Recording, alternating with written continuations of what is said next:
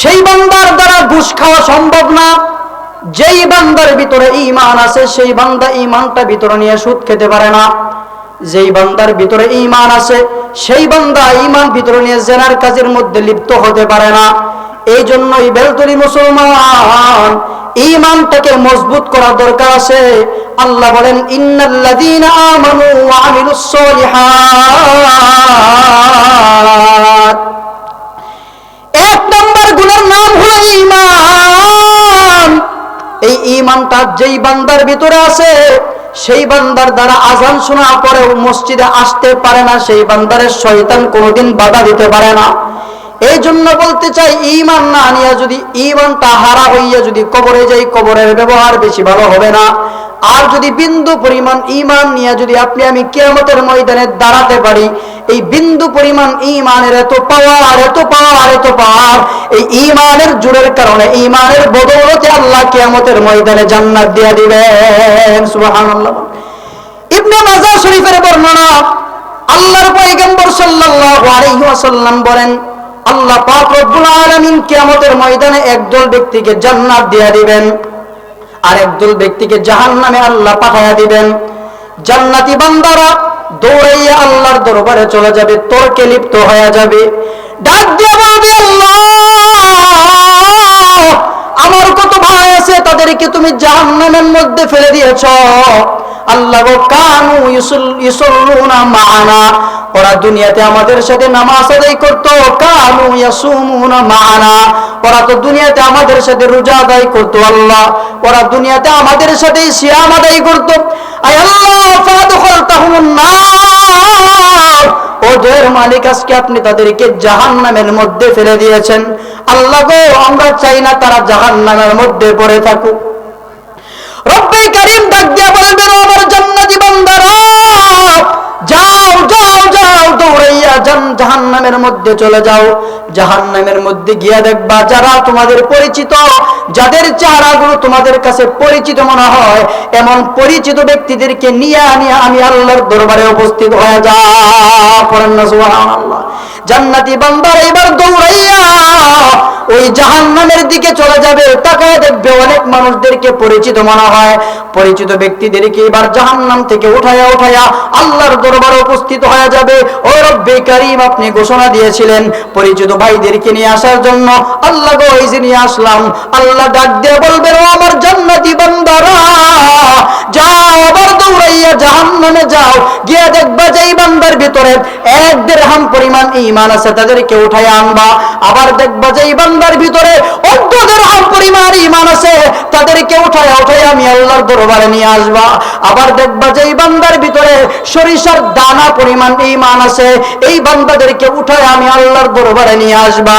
আল্লাহর জান্নাতি বান্দারা দৌড়াইয়া দৌড়াইয়া ওই জাহান্নামে চলে যাবে। তাকায়া দেখবে যে এই বান্দার ভিতরে 1 দিরহাম পরিমাণ ঈমান আছে। বান্দা 1 দিরহাম পরিমাণ ঈমান যেই বান্দার ভিতরে আছে ওই বান্দারে আলাদা করে ফেলবে। আবার দেখবে যে এই বান্দার ভিতরে 1 দিরহাম পরিমাণ ঈমান আছে, ওই বান্দাদেরকে আবার আলাদা করে ফেলবে।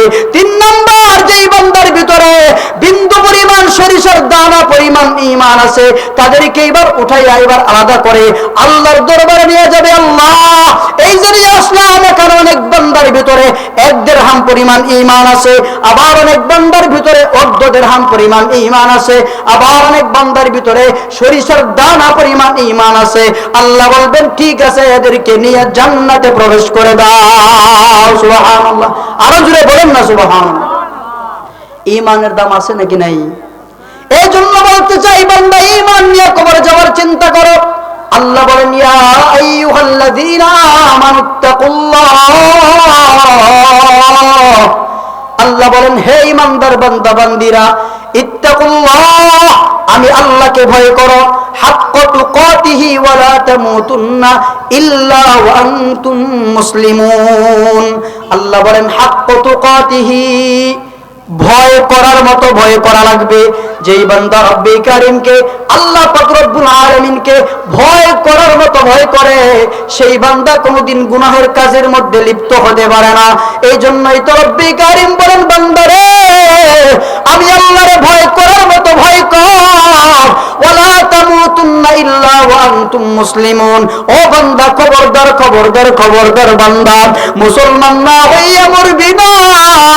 বান্দারে মুসলমান না হইয়া কবরে আসবি না।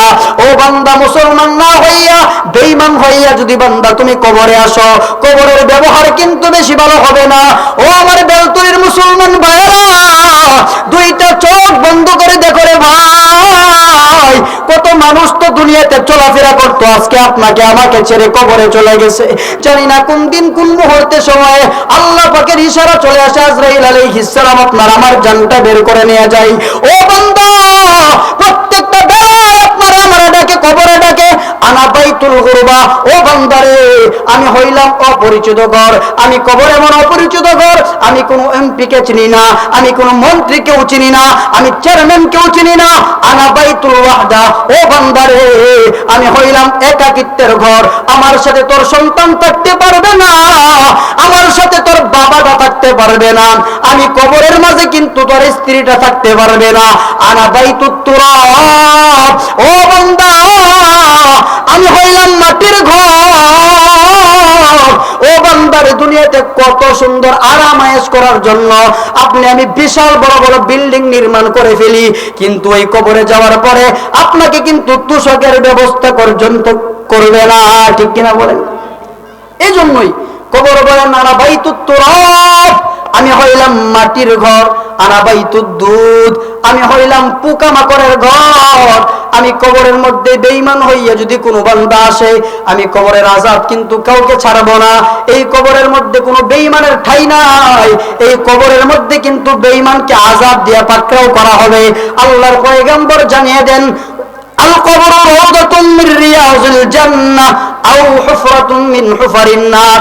ওই কবরটা কারোর জন্য জান্নাতের বাগান, আবার ওই কবরটা কারো জন্য জাহান্নামের গর্ত হয়ে যাবে। ও আমার বেলতুলি যুবক ভাইরা, ও পর্দার আড়ালের মা বোনেরা, দুইটা চোখ একটু বন্ধ করে দেখো রে মা, কোন দিন কোন মুহূর্তে সময়ে জানি এই দুনিয়ার জমিনটা ছেড়ে আপনি আমি চলে যাই। যদি ভিতরে ঈমান থাকে, ঈমান নিয়ে যদি কবরে যেতে পারি, কবরের আযাব থেকে আপনি আমি রেহাই পাবো। আর যদি বেঈমান হইয়া ওই কবরে যাই, দুই পাশের মাটি এমন চাপ দিবে রে বাবা, ডান পাশের হাড়গুলো বাম পাশে চলে যাবে, বাম পাশের হাড়গুলো ডান পাশে চলে আসবে। এই জন্যই তো নবী বলেন, আল কবরু রাউদাতুম মির রিয়াজিল জান্নাহ আও হুফরাতুম মিন হুফারিন নার। ওই কবরটা কারো জন্য জান্নাতের বাগান, ওই কবরটা কারো জন্য জাহান্নামের গর্ত। হযরতে উসমান গনি রাদিয়াল্লাহু তাআলা আনহু যখন কবরের সামনে দিয়ে যেতেন, অঝুর দ্বারায় চোখ দিয়ে পানি পড়তো, হযরতে উসমান কান্নায় বিভোর হয়ে যেত। বন্ধুরা জিজ্ঞাসা করতো, এরে উসমান, তোমার সামনে তো জান্নাতের আলোচনা করা হয়, তোমার সামনে জাহান্নামের আলোচনা করা হয়, এরে উসমান কোনদিন তো এমন ভাবে তুমি কাঁদো না। এই উসমান জানতে মনে চায়, কবরের সামনে দিয়ে যখন যাও তুমি এত কেন কাঁদো?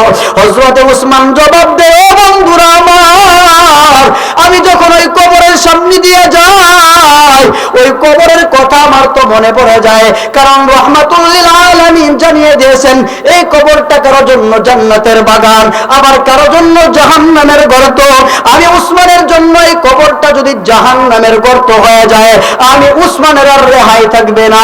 এই জন্যই বান্দা ওই কবরের কথা চিন্তা করে সামনে অগ্রসর হও।